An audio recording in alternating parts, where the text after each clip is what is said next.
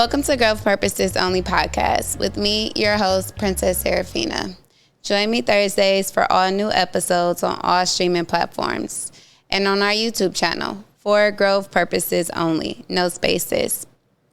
Don't forget to like, subscribe, and share. Before we begin, I pray that whomever is supposed to receive this, it reaches you and it uplifts you. Today, I wanted to talk about plans. How much of our plans begin to change as we begin to walk with Christ. So start off as a little girl, I've always wanted the American dream. I wanted the family. I wanted the marriage, the kids, the white picket fence. I was introduced to a luxurious lifestyle from my dad, just being such a big prominent figure in the community and having access to people and higher power. So when he got to visit homes or, big events or just things on a larger scale, I was always like the wingman in those events. So my desire for more started very, very young, just having that, opportunity to have that access to people in those places, in their environments. And I remember going to Browns games with Jim Brown, sitting behind a glass and being at the mayor's office, because my dad used to work at the mayor's office in the community relations department. So being around all these big names and just having, access to people with more. So my desire for more really started young.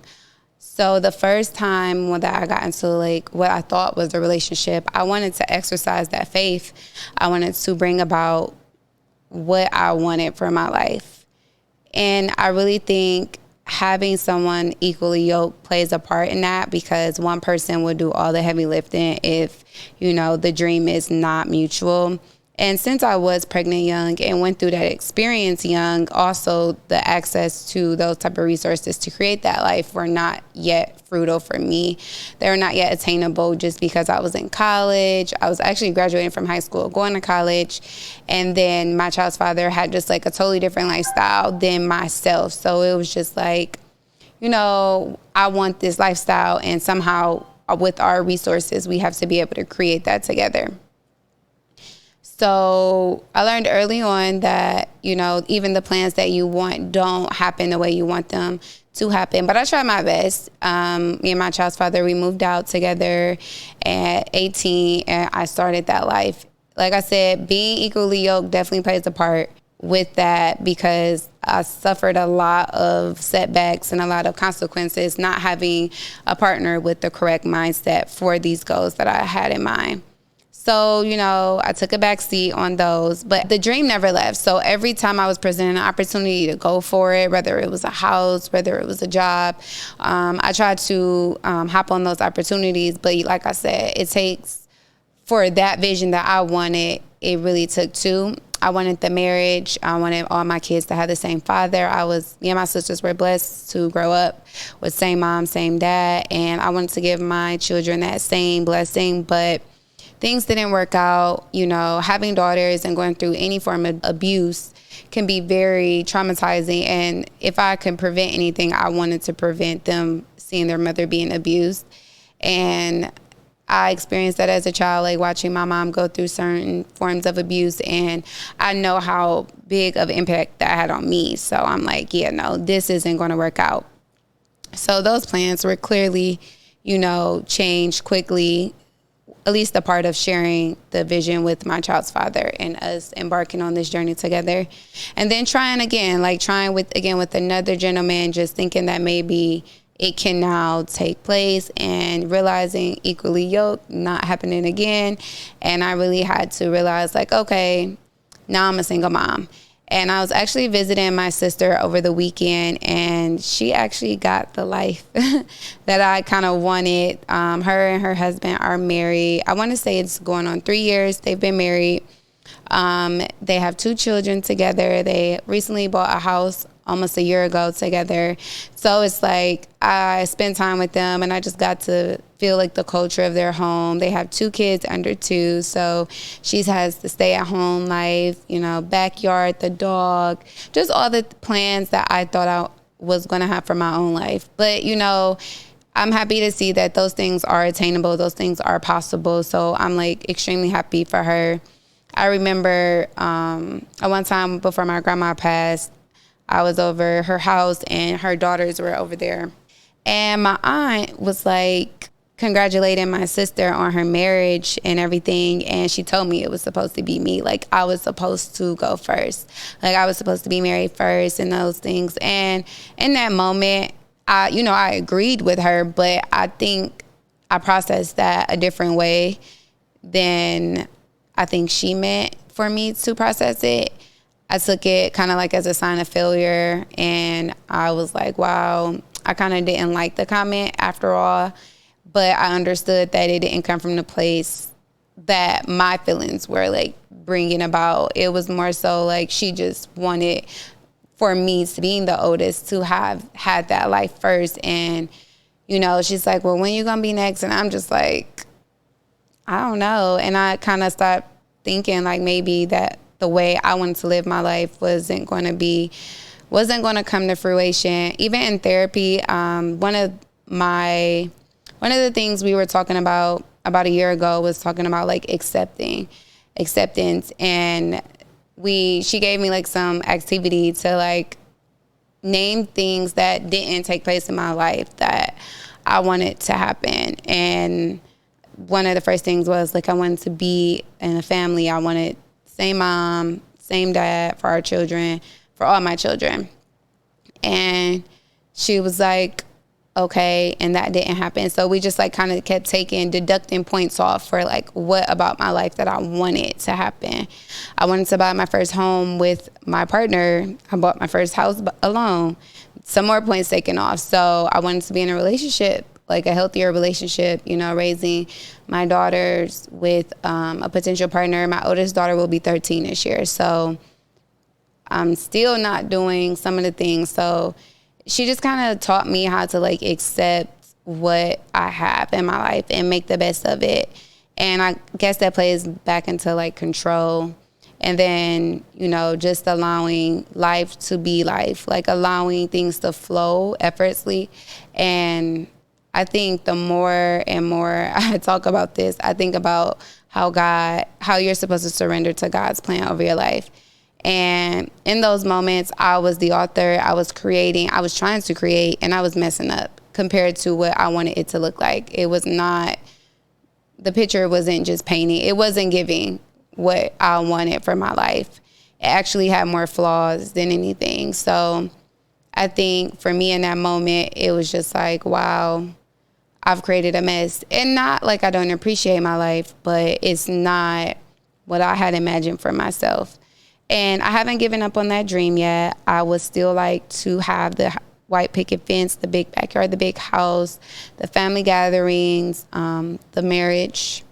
I'm not rejecting the idea of like being married and having a stepfather for my girls. I actually really feel like that would be beneficial to have two dads. So I think those things are still attainable for me, but I just don't want to be responsible for how those things play out. And one of the biggest reasons why I want to talk about plans is because when you are walking with Christ, you really do have to give up your idea and your plans for your life. And it's very hard. And I don't think that people talk about it enough, how hard it is to like let go of things, even relationships that we want to work out or, that we thought could change or, just like having potential, having like these high hopes and desires for things that we really want to work out. It's so hard.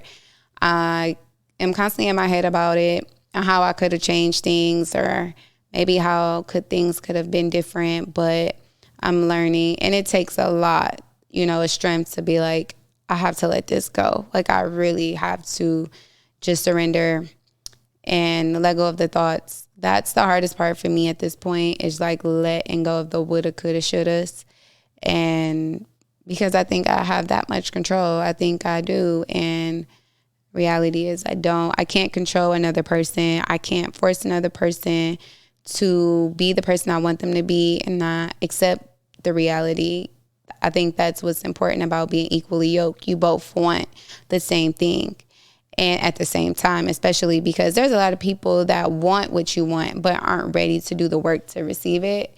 And faith without work is dead. So at that point, you just have dreams, but no action behind it. So they're just dreams. They're dead. So just like kind of like accepting that. I get in my moments where I'm just like really down and trying to accept it and like go through the grief process. It's very hard. I'm one of the type of people that can kind of stay to myself for a very long time. And I kind of probably drag things on longer than I should. But once I'm out of it, I'm truly out of it. So that's the blessing behind that.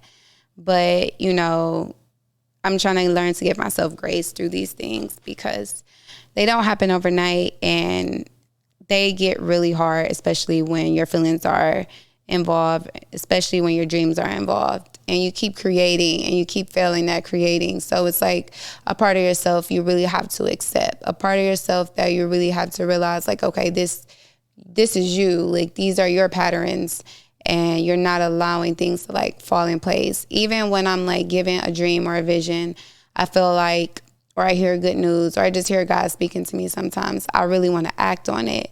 And I really want to like bring it to life in that moment, not realizing that it's not my place. Like the vision, just receiving it in advance is a blessing in itself because now I know it's attainable. Now I know that it can happen, but, you know, completely like removing my actions that go along with it. Even just careers too. I wanted to be a teacher forever. And now here I am being a teacher, and now I want more. I had an opportunity to open a daycare, and I like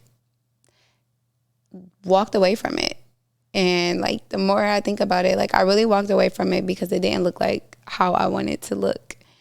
And I don't regret much, but I think in this like present day, I really look back on that decision like, now, Princess, you know, what was it that you wanted to control so much that you walked away from something that you knew you wanted like for a very long time? I remember tweeting about it like 3 years ago, like one day I'm going to open my own daycare or youth center. I still have my tutoring business, so things are still possible, but it was just like accessibility in that moment. It was just like right there, and I walked away from it because it didn't look like how I wanted it to look. And it's a tough pill to swallow, you know, knowing that I moved when I wasn't told to move. Like I tried to decide on my own what was best for me and what it should look like. And it's hard, you know, especially accepting the fact that you were the one, just like before in the relationships, you know, I was the one with that type of control, and I was like abusing it because it didn't look the way I wanted to look. And I've never seen it. So it's for me to even have that type of like reflection of it, it was just like, I don't even know what this is supposed to look like. So why is my demand why is it so judgy? Why is it so much of a control? Like, why am I trying to control what it looks like? It's instead of like appreciating the fact that I made it here.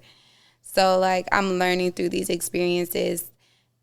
I hate sitting back and reflecting on them though, because having the perfectionist mindset that I do have, it just reminds me of how imperfect that I actually am. So I'm just like, yeah, next time I'm going to not do it so much. And then I do it again.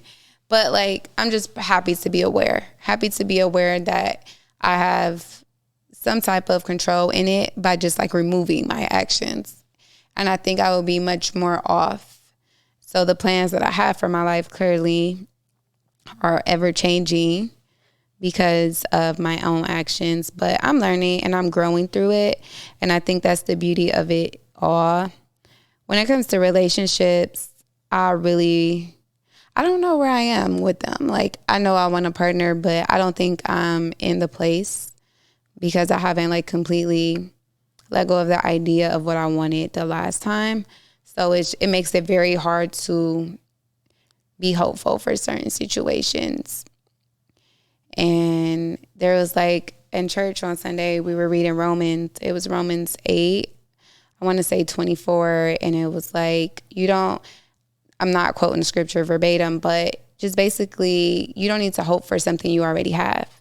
So I'm at this place of like reminding myself that everything that I want is attainable. I've already have it. Just kind of speaking more positive affirmations over my goals and things that I want from my life, the home I want, the relationship I want, and just being intentional about letting God now put it all together for me. The more I change my mind, the more delay I even give myself in the reality of my dreams. Like the more delay it takes, because there's processes you have to go through everything. So me like rerouting all the time definitely delays. And I'm probably realizing that more now actually as I'm saying that, because I keep changing my mind, and every time I change my mind, the process gets longer, and I always feel like I'm not there. Like I'm not quite able to achieve what I want. And then now I go into like a state of like, how come it hasn't happened for me? And it's because I keep changing the plan, and that's not my job. So I'm just ready to be obedient completely. And what makes it hard is because you think you get to a place of it just naturally being, okay, I'm just be obedient, but you're wrestling with your flesh every day. Like I wrestle with my ego. I can tell when I'm messing up. Like I can feel the nudges. I know when God's talking to me or trying to direct me and lead me, and I still make the wrong decision. And it's only afterwards, and I'm like, this is what you were trying to tell me, and I didn't listen. So it's like the consequences are much more of a learning lesson for me. Like I learned from my consequences. So the next time around, I don't even need the nudge, I should say, because I know last time what happened when I didn't listen. So I'm just going to like be more faithful in God, be more faithful in myself and the plans that I have for my life, be more determined to understand that things don't play out the way we expect them to. A lot of situations happen by chance, or like they seem like miracles when they do happen. So it's like, who am I to say that it has to move A, B, C, D, E, F, go in a synchronized order or a sequence? Like just like letting that go, letting that idea of what I want go, and being more accepting to what's put in front of me. So I wish that daycare all the best. It definitely is coming to life as I keep up with it on social media. So shout out to Ron for giving me the opportunity. And I hope everything works well with it. I'm learning now from my own journey, to be more patient and be more like accepting of the wait, like accepting of how things are supposed to go. Even with what I want for my relationships, like just being more accepting. I even wrote back when I was going through my breakup, I wrote in my journal the type of man I wanted. And it was so crazy. Like I really wrote it down, and it was given to me. And I was just like, wow. Like the other day I kind of started my journal. I read it from the beginning, and I was just looking like, wow. Like I even rewrote a note in like, this is so powerful. Like the power of our words, like the things that we want, and how we're able to create it by just our tongue, and knowing better now how to like better accept it when it's presented to me versus just like walking away from it. I don't know. I think what's for you will always be for you though. So I know if I was to re-put it back into play or back into action, it would be given to me. But I do know, and I'm willing to accept the delay that comes with starting over again. But that's okay. I'm able to accept that now and learn from it. Patience is a virtue after all. So just like bringing everything back to the beginning about plans, I'm not writing my story. I am just the main character of my own story, and I'm allowing God to lead me further. And I'm praying that everything that is meant for me, it remains for me. So no matter the detour, I do believe that these things still belong to me as long as my heart desires it. Me and God are co-creating together. I'm letting him know what I want, and he's bringing those things in for me. And I just have to be obedient. I have to be trusting in him. I have to be trusting in the wait. And I hope that helps someone out there. Like if you're going through a process and you're going through a journey and you can't understand yet, like why things are moving at the pace that they are, there is a process for everything. So remember to stay faithful to your healing journey. You are not alone. It's spiritual, not personal. Thank you for tuning in to another episode of Growth Purposes Only. Until next time, grow gracefully.